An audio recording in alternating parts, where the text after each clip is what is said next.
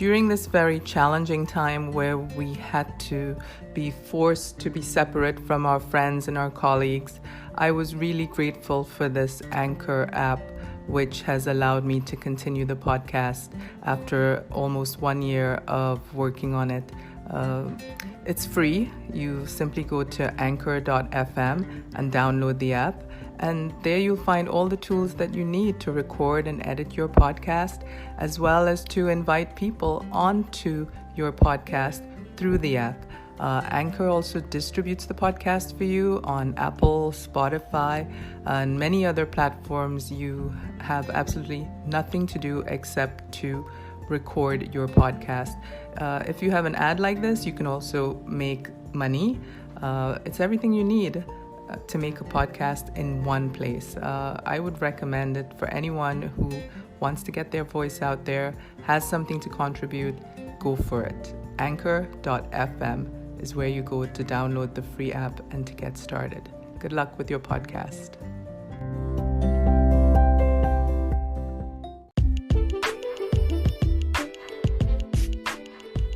Welcome back to the Bees and Honey podcast. I haven't been here for a while, but I am so happy to welcome today Lawrence B. Benenson. We're going to speak to Mr. Benenson about everything from his charitable work, his work in real estate, his children, his work with art. He's really a multifaceted guy, fascinating guy, big heart, and it took us a long time to get here, but I think you will really appreciate all he has to say about the wonderful world we share. Have a great week.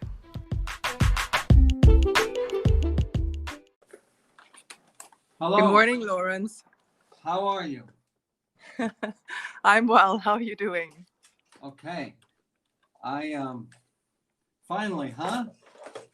Yes, that's exactly what I put. I recorded the introduction to this episode and I said, it took us a while to get here, but I'm sure it would be worth it, the wait. Oh, well, thank you very much.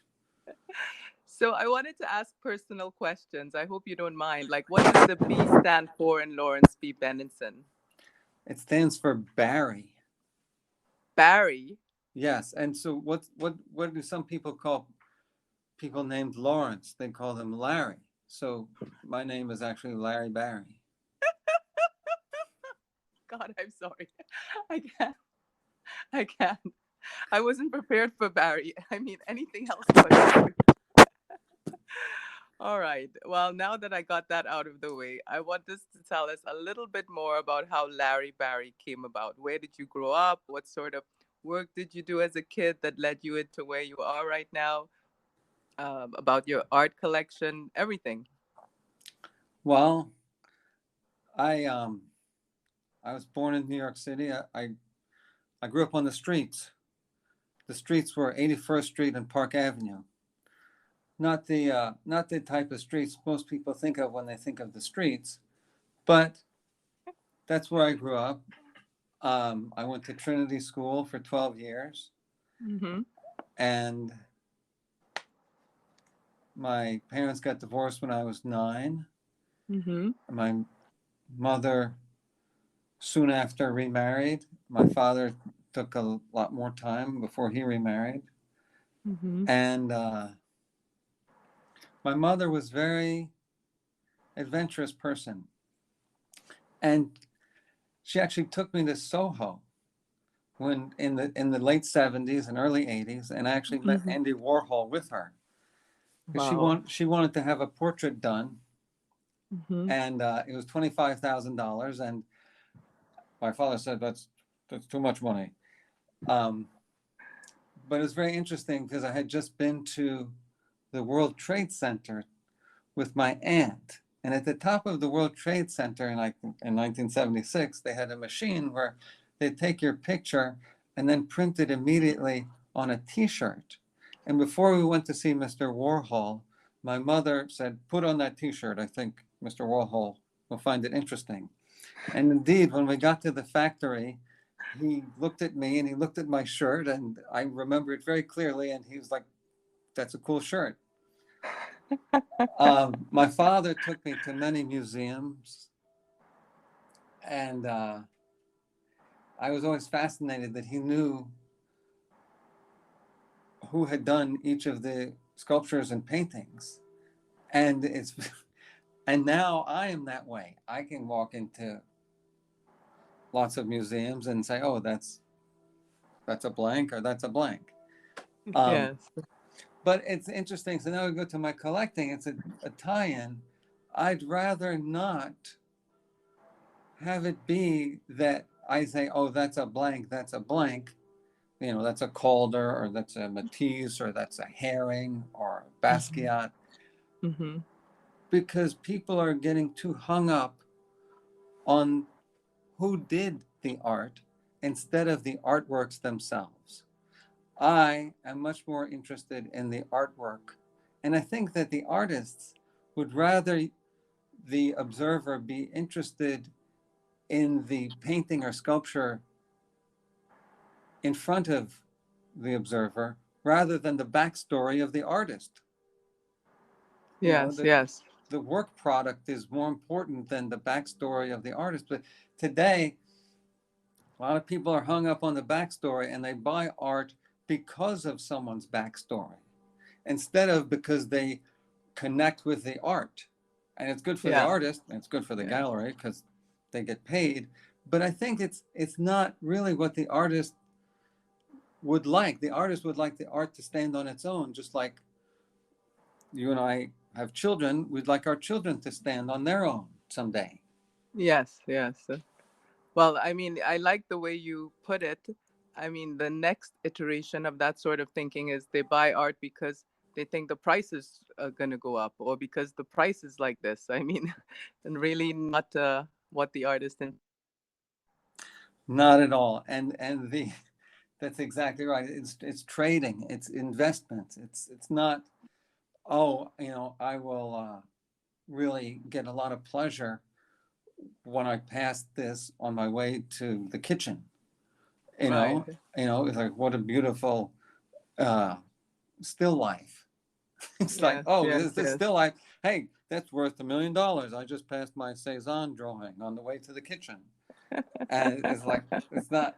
Oh, though, I feel I should eat a pomegranate because it looks so great in the drawing. Yes, yes, yes. I mean, I liked what you said in one article about the value of art being a long-term investment in the sense of, okay, I'm going to have this for the rest of my life. These are the number of years left in the rest of my life. Is this the value that I can put on it right now, this dollar value? Can I afford that for the rest of my life? Exactly. And my wife didn't like it. I said, if I live 40 more years, she said, no, make it 50. I said, okay. So if I live 50 more years and, the art is $50,000, Mm-hmm. am I going to get $1,000 worth of enjoyment? $3 a day for the rest of my life? And it's like, yeah, of course, that's worth more than $3 a day. And I, it's an interesting way of looking at it. Thank you for thinking that. Yeah, I'm gonna start thinking of it like that too, because sometimes I have a question about whether I can afford it or not. Sometimes I can afford it right now, but maybe 10 years later I can't afford that same value. But I'll explain that another time. Let's move on to the charitarian, because the idea of money and giving, and I am on the exact same page with you and philanthropy and how philanthropy works. I say it all the time, so I was so glad that somebody who's involved says it too. Where did the word charitarian come out of? Well, actually, I wish I had invented it. I think it's about 500 or 600 years old. Oh, Um, okay. a friend of mine said to me, he gave me the response that I use now. Because I said to him, what's the difference between philanthropy and charity? And he Mm-hmm. said, philanthropy is about the giver, charity is about the receiver. So immediately, this was like a lightning bolt in my head. And I Mm-hmm. was like, okay, if when someone refers to me in the future, if they choose to, I want like Mm-hmm. them to refer to me as a charitarian because I want to be about the receiver. I don't want the publicity. I don't need the publicity. I just want to help people directly. And philanthropists nowadays, oh, such and such philanthropist is a philanthropist. It's a philanthropist. It's like, what does that even mean? Charity, people know what charity begins at home, which means be good to yourself, but then it means be good to other people. And philanthropy is some fancy word that I don't know. It's funny to me. It's been bastardized. Yeah. I'm glad there are thousands of philanthropists, and I hope they give away a lot of their money to help people directly. Yes. And I mean, the same can be said with art. I won't mention names specifically, but there's one big example of a real estate tycoon who recently passed away, and his foundation was never available to anybody except his own family and friends. His art foundation, which had really great masterworks in it, which he hardly ever sold. Anyways, there are a lot of it's called tax avoidance foundations, where people have a lot of money, and it's all create a foundation, and I'll let the public come and see it, but they can only see it on Tuesdays in months that end in the letter R, and you can never find out the rules. And nowadays it's very easy to avoid people because people don't answer the telephone anymore. Oh my God! And there are no telephone answerers. I mean, you can't even if you hit zero, you pick up your phone, you hit zero. There's no operator even. Like, it's the what Matrix. are these people doing? Even the operator of the telephone company is surfing the internet instead of doing his or her job. It's very frustrating. It's super. Well, it's the Matrix. We're in the metaverse. Nobody actually talks to each other. We just kind of like avatar around. Well, this talks about the metaverse thing. I never metaverse. Have you? But no, I never. I got to take it back. I have metaverse. I've read John Milton. I've read Robert Louis Stevenson. E.E. Cummings. Right. Emily Dickinson. These are verses that I've liked to meet. That's a metaverse. But this metaverse stuff, the metaverse, what about this reality? We're in reality right now. We don't need an augmented reality, a virtual reality. We have reality, and there are a lot of problems in reality. Let's try and take care of some of the real reality problems before we go playing in the virtual reality and make-believe land. That's a very, very, very valid point indeed. I think it's because people want to escape that they're going there. Very good point there. Yes, that's why people are fascinated with go to Mars. Maybe it's better on Mars. Yeah, but it's like traveling. You take your problems with you. Exactly. Wherever you are, wherever you go, there you are. Right. But now that we're on to that topic, I didn't prep you about this, but what's your take on this whole NFT thing? Is that interesting to you at all as a collector? The NFT thing it's sort of like, well, it's not, I don't know enough about it to be interested or not, but I know enough about it to have a suspicion that it's sort of like what they call Tulipomania in the Netherlands hundreds of years ago, where everyone buys into the fact that, it's a greater fool theory, and you're going to buy all this stuff. Like they have these new coins, these new NFTs called Shibashis, which are based on a dog called the Shiba Inu. And the people, I would bet 95% of the people who own the Shibashi NFTs do not know that it's based on the dog. Well, there's a little dog. They don't know the name of the dog. They don't know where the dog is from. They don't care. They just are buying it because their friends are buying it. Yeah. Or they think it's going to go up in value and they can sell it later. But when they sell it later on, it's not that they're going to take the money and take a trip to Acapulco. They're just going to buy more of these NFTs with their Bitcoin stuff, and they're going to stay alone in their house or apartment and just surf the internet and just inundate themselves with drivel. Oh my God. It's the sad truth. It's the sad truth. Anyways. I'm glad to hear you laugh.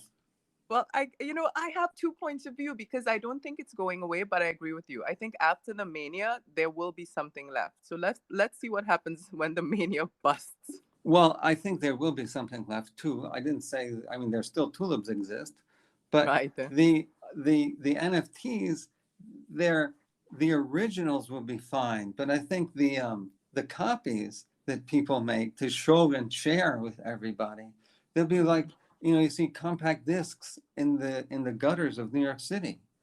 Right. And it's just the stuff that no one cares anymore. Yeah. Who knows? I know. Good luck to these people and have a nice time.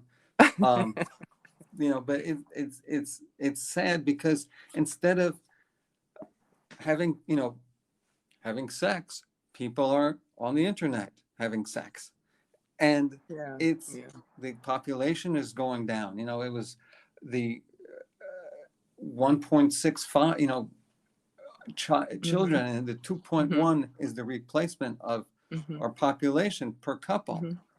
But people are less interested in having children. And say, well, why are they less interested in having children? Because people are so all consumed by what people call news that they become depressed and say, oh, what kind of world is this? I don't want to bring a child into this world. And what they really don't want to, they don't want to have the responsibility because it'll take away their time from paying attention to themselves. And even having children is a great thing, and you and I are very fortunate to have children. I think we are very fortunate. And I mean, I think it's a little bit more complicated than that. I think statistics show that we are just not as healthy as we were 50 years ago. Our reproductive systems are under a lot of stress, and we are not conceiving as much, not only because we're not having sex, but because it's harder for us to conceive as women and less sperm count in men. But anyway, let's go back to the kids thing, and we'll take a segue from the serious topics. Tell us about your kids, because I know you have one, and I know you probably are not going to Art Basel, Miami Beach, because you're getting another one. Yeah, well, God willing. Yes, well, I have a 3-year-old, and he goes to preschool now. And my wife is very, very pregnant. She's not allowed to leave Manhattan. She's due in about a week, and very exciting. It's very exciting, especially for the newborn. Yes. Blessings for us all. And again, like you said, having children is a sign that you actually have faith in the world. You actually are optimistic about the future. Otherwise, we wouldn't have them. When I got married a couple of 6 years ago, the guy said to me that he admired my optimism. And he was at some weird cocktail party, and I hadn't thought of it that way, but it's true, exactly what you just said. You have to be optimistic, and you have to be optimistic. Well, I mean, because the more optimistic you are, the better outlook you have on life. Yeah, and the greater the possibility of creating a positive outlook from that, a positive reality from that outlook. Exactly. So let's go back to your collection. I read that one of your favorite pieces is Abraham Lincoln signed Emancipation Proclamation. Tell us about all this art that you have that's not even related to the art world per se. Well, it's I was very fortunate to be able to purchase this document. It came about in a special way. My mother had gotten cancer, and she had, 3 or 4 months to live. And around that time, I bought at a silent auction, $7,000 worth of historic documents. And, to be named later, like a letter signed by George Washington or Thomas Jefferson. And the guy kept calling me up, saying, hey, come and see these things. I'll sell them to you. And I was like, no, call me in a little while. My mother is very sick. So then my mother, unfortunately, passed away. And I went and saw this guy a couple of months later. And he showed me the Thomas Jefferson letters, George Washington letters. And I said, well, what else you got? And he said, well, there's this one thing, but you wouldn't be interested. Like in the old movies, they have this type of reasoning, a salesmanship. And he said, well, I said, well, what is it? He said, well, it's an Emancipation Proclamation signed by Abraham Lincoln. And, you know, my head exploded because at that moment, it all came together. I had been recently emancipated from my mother. She had been emancipated from her depression and her cancer. She had emancipated me from taking care of her. And I used some of the insurance money that I received to buy this document. And buying this document was very freeing for me. It was freeing for most people. The Emancipation Proclamation is one of the great documents ever. And I have been able to, you know, lend it to many institutions. The most important of, well, one of the most important of which, Rikers Island. I took the Emancipation Proclamation, which is a copy. It's from 1864. January 1st, 1863, it became law. Mr. Lincoln emancipated the slaves. In June of 1864, there was a benefit held in Philadelphia to raise money for sick and wounded soldiers of the Civil War. You know, people from Vermont brought pies, and some people from Connecticut brought quilts, you know, to sell stuff to raise money. And they made 48 copies of this Emancipation Proclamation, got Lincoln to sign them, and he sold them for $10 each. I paid more. But I was very happy to take it to Rikers Island. Yeah. And I stood for, I don't know, 3 or 4 hours in this one classroom, and they sent in different groups of 16 and 17-year-old people who are awaiting trial or waiting to see if they were going to be indicted. And they're just kids. And they're fascinated by this document. Most of them wanted to know how much it was worth. But a lot of them came, you know, I brought it in its frame, and they came and they looked at it, and, you know, they touched it and everything. And this is what art is supposed to do. It's supposed to touch people. They can touch it, and it must touch them. And bringing the Emancipation Proclamation to Rikers Island is pretty heavy. And it was one of the thrills of my life. I collect other historic documents, but mostly I collect, you know, what I like, as they say. A lot of people collect stuff, you know, oh, I'm a collector. Oh, yes, what do you collect? I collect watercolors from France, 1890 to 1898. And that's fine. But there's so much stuff that's exciting and beautiful and wonderful. You know, I have, you know, a sign from an old restaurant in 3rd Avenue called the Blarney Stone. It's this, you know, 6 by 4 foot neon sign. It's not even neon, it's like pre-neon. And it's in my garage, and one day I'll have it on display somehow. You know, I have an old sign from OTB, the off-track betting in New York City. I accumulate stuff. I'm not really a collector. A collector is somebody who searches for stuff and has, you know, a precious collection, which is awesome. And I have great respect for people who do that. For whatever reason, I'm more of an accumulator of stuff. Oh, that's an interesting point, because I just saw this movie called Minimalist or Minimalism. I guess you wouldn't be in the category of minimalist. No, I told someone a couple of days ago that I'm a maximalist. You're a maximalist, exactly.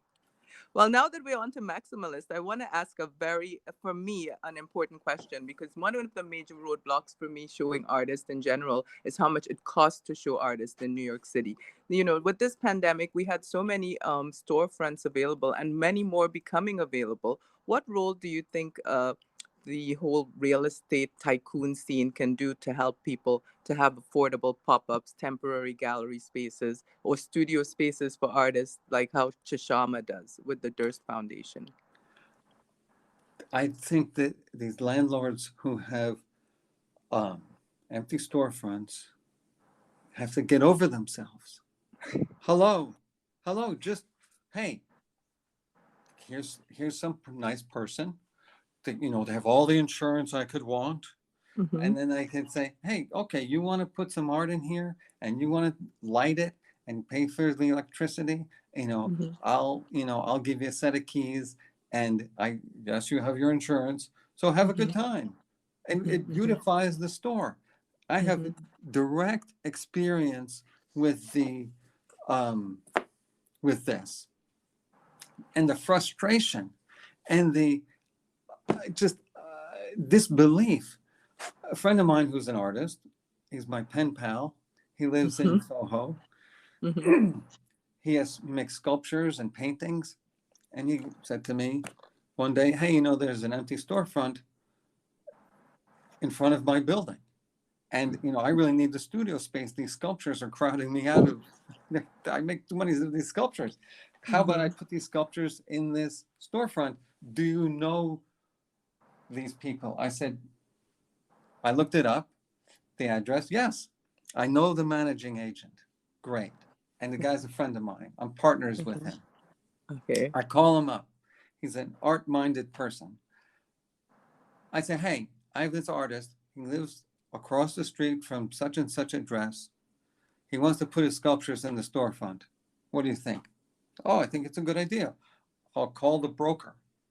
So we don't know if we ever even got to the owner of the building, because the broker the broker didn't call him back. Yes, and he's the management agent of the building. It's like, what is with these? Well, someone said it's people? again about the tax write-off. Somebody said they make more money keeping it empty than using it for anything else. How much money is enough, Nicolette? I don't know. How much money is enough? It's never enough. What is with these people with all this money, and they don't want to make the world a better place? They just want to have more and more. They want to go through all the hassle. I'm too busy. I'm looking at the internet. I have to, or I'm playing tennis, or what am I doing? I don't even know what I'm doing, but I'm not going to lend it to some artist. Right. Wait. Well, I'll tell you. Have I heard of the artist? Has anyone heard of the artist? No. Screw them. Yeah. But this is why there was a really terrible, stupid New York Post article about A.B. Rosen, and I must say he helped me out once, and he helped a young African-American artist out. His name is Ark Monoro Niles. Ark Monoro is doing so well right now in the art world. And the first exhibition he did in New York was in an empty storefront on 5th Avenue and 14th Street that AB gave us. Just like you said, we had the insurance. We did our own opening, our own costs, and he gave us the space for like a week or two. And now Ark Monoro is in every museum and in everything. So there are some people who help, but not everyone. Yes, there are some people who help, but there are a lot more people who don't help. And the people who do help got to get on the case of the people who don't help and not let them get away with it. And say, oh, well, this is a very fragile time in human history. Yeah. It could go either way. We're very fortunate that it went in a better direction after the last election. Right. After the last presidential election, because we could have wound up with there was a movie called Idiocracy, came out in 2006, which was very very prescient. And there are people throughout history who have, because history repeats itself. Right. So the greed and the lust for whatever it is of people still exists, and there's a lot that's going really, really well, and people are waking up, and it's hey, the planet, this is our only planet. Yes, we can think about the moon and Mars, but we better try and do something here, because it's not doing that well here. And you talk about the low sperm counts and infertility. There's so many chemicals. The chemicals. And the people who used to work in food processing, there would be some executive who would say, no, we can't put that. I wouldn't feed my children that stuff. That's not going to go in. But now everyone's afraid of everyone else, and everyone's, looking at their device instead of paying attention to the actually what's going on into the drinking water and into the preservatives in our food. And it's like, okay, well, I'm not going to eat the chicken from that producer, even though I work for him, because I know what those chickens go through. Right. It's like, what about don't you care about your fellow human beings? The And answer is your fellow maybe. animals. Yeah. And then, what you said about the pandemic, that only first responders and art can save us. I mean, at the end of the day, if we don't have that sort of emotional connection to each other, emotional connection to the work we're producing with our hands, food, art, whatever, how are we going to do? How are we going to move forward as a people? Anyway, let me see. I had one more question about the film producer work that you've done. Are you doing anything else with that right now? Tell us about the film you did a while back. Well, which one? No, I'm not a very. Well, there was one with the female artist. Yes, Eva Hesse. Eva Hesse. Yeah. I'm not a very big time producer. So there was a funny joke. I said, which one? Eva Hesse. Eva Hesse. That came about because a guy I know said, hey, there are these two people who happen to be women making a movie about Eva Hesse. And I had heard of Eva Hesse because I had, and I knew that she was a Hall of Fame artist, even though she had a short career, sort of like Sandy Koufax, who's a Major League Hall of Famer. These people had short careers, but they were brilliant. And Eva Hesse was, you go to any art school in America right now, and Europe too, right now, while we're on this podcast, and you ask the women artists, maybe some of the men artists, who give me your top 10 artists, every one of them put Eva Hesse in that top 10. And why? Because she went for it. She built stuff that came out of her mind. She thought about stuff. She used unusual materials in different ways. And she was a pioneer. So I was very happy to be involved in the making of this film. What have I done lately? I actually had a film that I was a producer on CNN a week ago. It's called The Hunt for Planet B. Okay. Not for planet bees and honey, but the hunt for planet B, which is a hunt for another planet in the universe that, we can contact or know about or think about. And it focused on women scientists and astrophysicists who are in the forefront of studying this stuff. And it's a very inspirational film because it makes you think about the fact that our planet is our home, and we have to charity. I'm going to go back to the beginning. Charity begins at home. This is our home, and we better be good to our home. Yes. That note, is there anything that I didn't ask you that you might want to address? I don't know if you have some plans in the future around art or real estate or anything that you might want to add. I am thinking about this new life, God willing, that's going to come from my wife, and what's going to it's like saying having the second child is a quantum leap from the first child. So that's really what I'm focused on. I'm focused on every day. It's the end of the year, and a lot of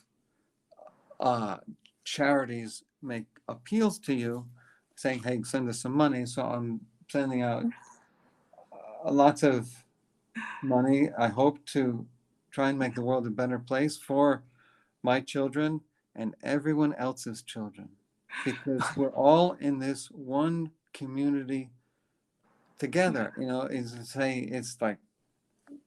Everything is hyper local. You talk about the hyper local weather. Okay, the weather in New York City is different than the weather in Kansas, but hyper local is what is going on with today, because the internet, you can be in India, you can be in Argentina, you can be everywhere at the click of 6 buttons. Right. And so we're all much more connected, but we're all much more estranged, because we don't understand that to actually be connected, you must go out and talk with people and intermingle with people, but please wear a mask. Right. Or at least, keep an arm's length distance or whatever else they like to say about stuff like that. Exactly. Yeah, this collector from Belgium and his partner Eva, they have the same concept that you have about us going back to our local communities and our local galleries, and just instead of all this running here, running there, Basel, Switzerland, blah blah blah, just start in your local neighborhood. So yeah. The people are very interesting. People, you say, oh, I don't like that person, but you've never even met the person. Well, if you go and meet the person, you're probably going to like them, because there's a human being and there's the human contact, and you have something in common. Not everyone is all bad. Not everyone is all good. Right. There's good and bad in everyone, just like Stevie Wonder and Paul McCartney sung about. Yes. Oh, all right. Well, let's go back to our wonderful weekend. Thank you so much for taking the time to talk to us and sharing your wonderful points of views. I wish you all the best with your coming expanded family and for the new year. Thank you, Nicolette. You're welcome, and thank you. Good luck with your wonderful child, whose middle name is Love. That's what I'll just call him Love. Yes. And love is all you need. Absolutely. I send you a big kiss. Take care. Bye-bye. Have a great day. You too. Bye. Bye-bye. Thank you for joining us. I hope you enjoyed this episode, and look forward to seeing you here again when we have a super interesting guest, as interesting as Mr. Benenson is. And also check out my YouTube channel, Nicolette Ramirez, Bees and Honey. There are other live episodes there, recorded episodes where you actually see me interacting with artists. I hope to see you there as well. Have a great week.